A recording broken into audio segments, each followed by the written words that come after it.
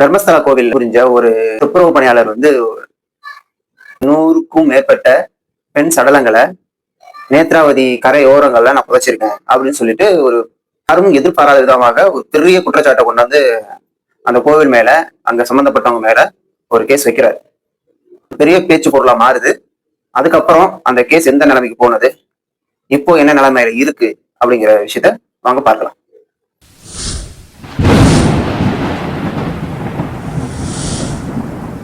தர்மஸ்லா அந்த கோவிலை சுற்றியுள்ள அந்த ஆற்றோட கரை ஓரங்கள்ல நிறைய பிணங்களை நான் புதைச்சு வச்சிருக்கேன். 100க்கும் மேற்பட்ட பிணங்களை, அது பெண் சடலங்களை நிறைய புதைச்சு வச்சிருக்கேன் அப்படிங்கிற ஒரு விஷயத்த சொல்லிட்டு ஒரு கேஸ் கொடுத்துட்டு அப்ரூவல் ஆனாரு.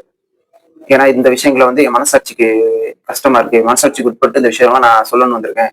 ஏன்னா இதுல கூட சம்மந்தப்பட்டவங்களும் இது மாதிரி சில அனுபவப்பட்டிருக்காங்க.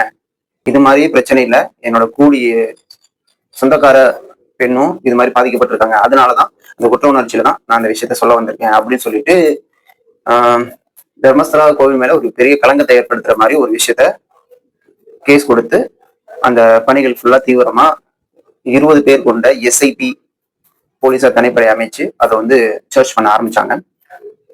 ஒரு 16 இடத்த மார்க் பண்ணி அந்த 16 இடத்துலையும் தோண்ட ஆரம்பிச்சு அங்க எலும்புக்கூடுகள் கிடைக்குதா, பெண் சடலங்களுடைய எலும்புகள் கிடைக்குதா அப்படின்னு தேடி பார்த்தாங்க. நிறைய இடத்துல சில எலும்புக்கூடுகள் கிடைச்சது. சில இடங்கள்ல உதிரியா, அதாவது அப்படியே மனித உடல் மாதிரி இல்லாம செப்பரேட்டா தனித்தனியா இருக்க எலும்புக்கூடுகள் மாதிரி கிடைச்சது. இப்ப மண்டை ஓடு சில இடத்துல இல்லை. அப்படிங்கும்போது நிறைய இடத்துல எலும்புக்கூடுகள் இல்லை அப்படின்னு ஒரு 16 இடத்துல சர்ச் பண்ணிட்டே வந்தாங்க. போக போக போக இது அவர் மேல ஒரு டவுட்டை கிரியேட் பண்ணது.